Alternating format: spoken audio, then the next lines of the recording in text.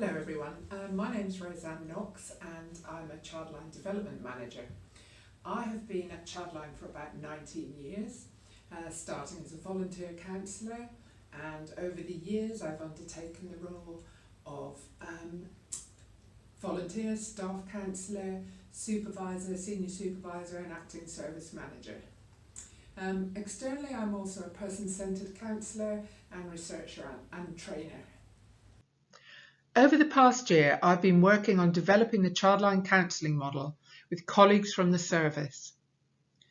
The core project team consists of Ziv Israeli, who is a service head, Wendy Robinson, who is a service head, Caroline Elliott, who's the project manager, and myself.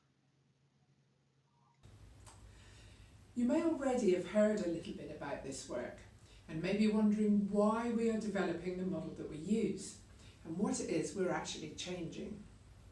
I'm going to give you a bit of background information which I hope will explain both what we are doing and why we are doing it.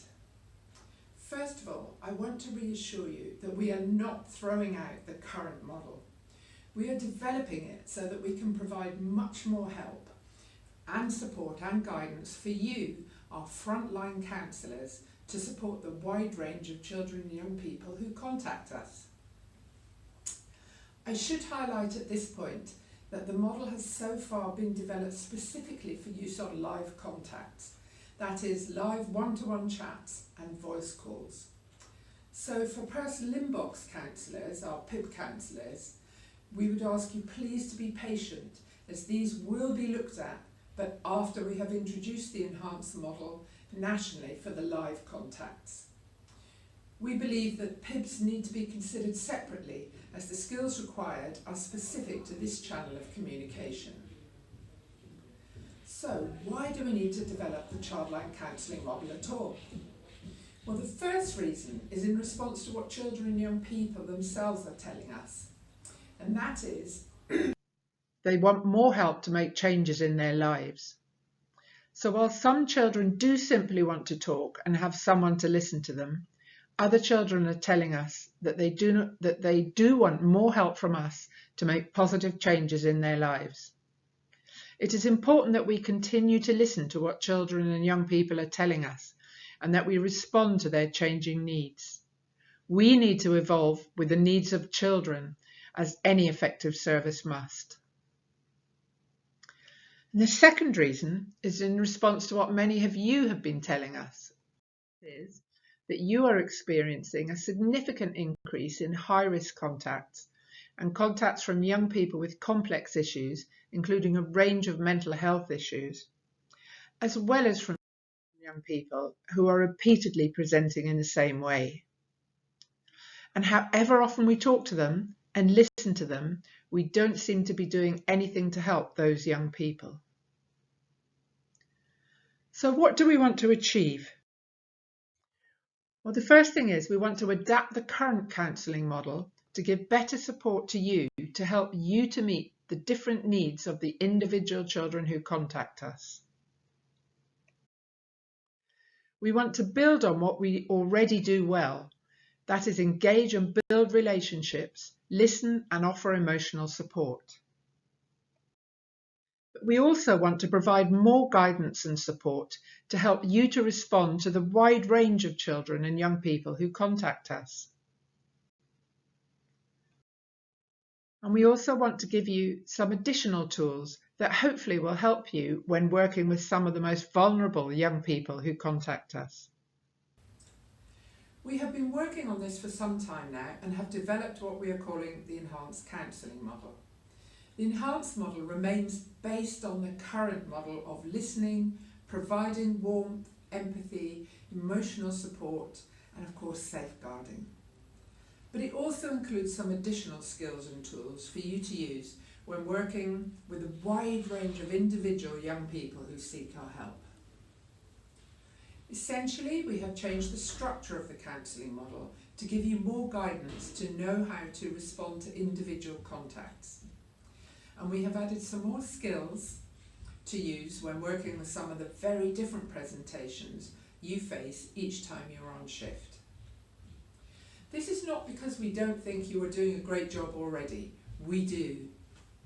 But it is because the needs of the children who contact us are changing, and we need to change too to be able to keep meeting their wants and needs from the service. So where are we now? Having developed the enhanced counselling model, we then created training for all of our staff and volunteers. And in the summer we embarked on the first stage of our evaluation process in order to test the enhanced model in practice. Initially, we trained some supervisors, staff counsellors and volunteers in two very different bases, Prestatyn and London, and ran pilot shifts in those bases with counsellors using the developed model as a guide in their work on shift with children and young people. Throughout this process, we have been seeking feedback from the counsellors and supervisors and of course from the children and young people themselves. Some of the things young people have said are: they helped me give some ideas on how to deal with my problem and didn't judge me when I told her some personal things. She made me feel like I wasn't going mad, which was what I needed. Just listened and looked at the situation in a different way and turned it in a different perspective. And another: they explained my feelings back to me so that I could see it from the outside. And here is a volunteer counsellor talking about her experience of being on the pilot shift. Hi, I'm Ecm V2. So I did the pilot shifts and I found it really interesting and really useful. It's definitely made me more confident as a childline counsellor because I feel like I've got more to offer young people when they call up. I just feel like I've got more tools to work with. So even though I focus on emotional support as the key aspect of what I do here, I do feel like I've got a lot more things in my toolbox that I can work with. So it's been really helpful having done the enhanced model training and using it on the pilot shifts. Overall, the pilot shifts proved a great success, leading us to take the next step of rolling the enhanced counselling model out to the whole service. This, as you can imagine, is a somewhat enormous task, and one we fully appreciate is going to take some time. So what happens next? We've now trained a group of enhanced counselling model champions. That is a group of supervisors and senior supervisors from all the bases who will then be responsible for training all of their bases, all of their base staff, and overseeing the training of all of you volunteers. All supervisors will be fully trained by the end of December, and we will start to train all of our current volunteers, that is you, in January. So what does this mean for you? We will be asking all of you to complete the enhanced counselling model training in the first few months of the year. And this is all the live contact counsellors. This will involve attending 4 3.5-hour modules or workshops over this period. Your own base staff will let you know when the dates are for your base, and you will be asked to sign up for all 4 modules. It will be important that you complete the modules in the correct order from 1 to 4. We really do appreciate that this is a big task for all of you, but we hope that when you have undertaken the training, you will appreciate the additional support that it will give you when talking to children and young people. It will be important that you do undertake this training, which is why we're giving you advance notice now so that you have time to plan. So please do sign up in your base as soon as you can. Just to let you know, we are also redesigning the Childline introduction training. I'm currently undertaking this work with Eleni Kypramidos, a supervisor in Birmingham, and all new volunteers coming into the service will be given the revised Childline induction training from January. If you want more information, there will be a series of questions and answer sessions booked in for you to ask any specific questions you may have which I have not answered today.